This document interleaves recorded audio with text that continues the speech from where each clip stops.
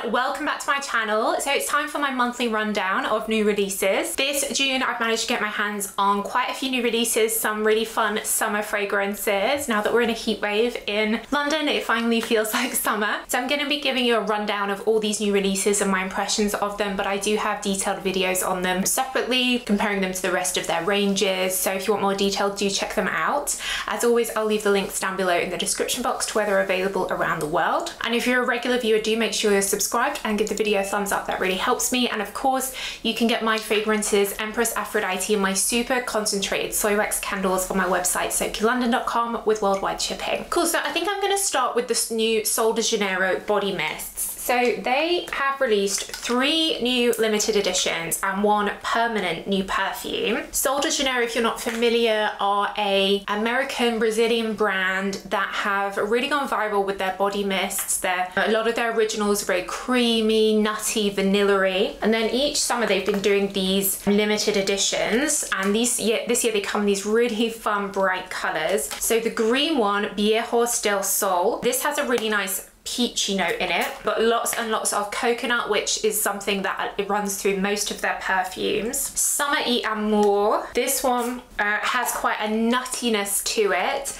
along with a little bit of orange. Karaoke Crush, which I think is my favorite from these 3 because it has a really fresh opening pear note, but it's a sweet sugary pear, kind of like a pear drop sweet, and it's not quite as intense and nutty and vanilla-y as the other 2, because I find in the heat of the summer I want something more fruity fresh. Those are all limited editions, so they will disappear. And then the other one they've released is Cheriosa 48. Their main line of perfumes are all called Cheriosa, and then they have a number, and this is actually inspired by one of their limited editions from last year called Bikini Season. So this is a guava fragrance with coconut milk, and I'm actually wearing it today. It's definitely got that fruity guava tropical fruit note, but it does have a lot of sweet sugary coconut in as well. It's not the warm nutty vanilla of some of the others, it's more like sugary, but the guava does lift it a bit, but it is still very, very sweet. Reminds me of a Victoria's Secret body mist or something like that. And I do love that it comes in this hot pink color. These are all available at Look Fantastic, and I think this is exclusive to Look Fantastic in the UK for a bit. And don't forget that you can get 21% off Look Fantastic with my code LFTFSOKI. Sometimes it doesn't work on brand new releases, but it works on pretty much everything else, and even if they're already discounted, you can use it to get an additional few % off. I think these new ones are all fun, and they're very affordable, like £23 I think they are for 90ml. And if you like the other Sol de Janeiro perfumes, I think any of these are pretty much a safe buy. If you like those Victoria's Secret body mist type perfumes, I think you'll like these too. So we have 2 new rose perfumes out this month. First of all, Elie Saab Girl of Now Rose Petal. Elie Saab is a brand that if you're a regular viewer, you'll know I really like. Their original Le Parfum, it's a beautiful classy orange blossom that I recommend a lot. Their Girl of Now range to date has mainly had quite a lot of almond notes in, but this is a departure. Instead, it really is like a fresh, slightly fruity, peachy rose perfume. So it's much more delicate and lighter than the others. It performs to me more like an eau de toilette than an eau de parfum. It doesn't have the strength of a lot of the other Elie Saab perfumes. Very pretty, innocent, cute, would be nice to wear in the daytime, to school, to college, or just, you know, around the house. I wouldn't say it's an evening perfume. The Girl of Now bottles come with these really cute, like metal flowers on them, and they're really attractive bottles.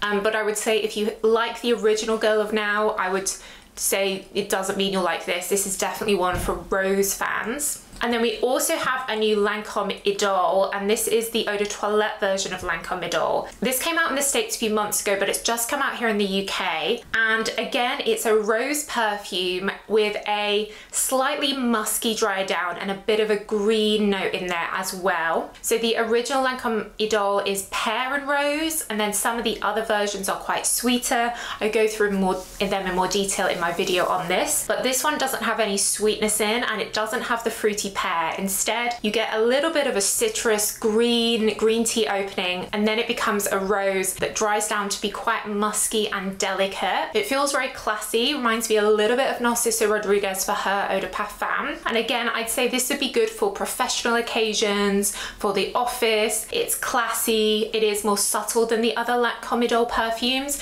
but it does perform quite well for an eau de toilette. Sometimes designer brands, when they release eau de toilettes, I find they're very weak. This one is definitely better than a lot of them, but it's not as good as the Idole eau de parfums. We have a new perfume from Michael Kors, simply called Michael Kors PERFUMES. This one was a bit of a disappointment for me. It has a orange and blackcurrant top note, so it's very fruity, but as it dries down, you don't really get a lot else going on, maybe a hint of a little bit of some florals, but because this is an eau de parfum, this cost me £83 for the 50ml. I expected a lot more from it. It was just quite a generic orangey fruity scent that just didn't last and just didn't project on me. So this one is not Soki approved. For Michael Kors, I recommend their Gorgeous perfume and Super Gorgeous, which have a tobacco note in. They're more woody, they last, they're really unusual and interesting. For me, this is a bit boring and hasn't got anything unique about it, and I think is really expensive for what it is, unfortunately. From Nina Ricci, we have the Nina Le Parfum. The original Nina Ricci perfume, famous for its apple-shaped bottle, is a green apple and fresh citrus. This Le Parfum is more of a red apple note, so it's a little bit deeper. If you like the discontinued DKNY Be Delicious red apple, you might like this. And then it dries down to have a bit of pink pepper in, some sort of jasmine-y white floral notes. And it is an eau de parfum, so it does last better than original Nina, which is an eau de toilette. But it's still pretty light, definitely could be worn in the summer. And I just think the bottles are so cute. I know a lot of people collect these. I think this is a permanent edition. I know they release a lot of limited editions in Nina Ricci, but I do think this is permanent, and it's just a little bit more interesting, a little bit more deeper than the original Nina. We have a new fragrance from Juliet Has a Gun, simply called Juliet. This is a niche perfume brand, and this is probably one of my favorites of the month. It has a cherry top note. I know a lot of people really like cherry perfumes, and then it dries down and becomes like a jasmine and cherry. It's very wearable. The Juliet Has a Gun fragrances are all eau de parfums, and I do find they perform well. They are a good niche perfume house. If you are looking for like a super all cherry perfume, this is probably not gonna meet your expectations. But if you want something that just has a prominent cherry note, but then also has other stuff going on, I do recommend this. It's got that fruity cherry, which is sweet, but it's not like sickly sweet. And then the jasmine in here is really classy. And this is definitely one of their most like wearable, safest blind buys from the Juliet Has a Gun range. So I like this. I think it's very wearable, and it's giving me cherry without any sort of sickly or too intense cherry vibes. And it comes in the 7.5ml travel spray, which is really convenient as well. We then have 3 new fragrances from niche brand Commodity. These are probably my favorite perfumes that Commodity has released so far. They're called Juice,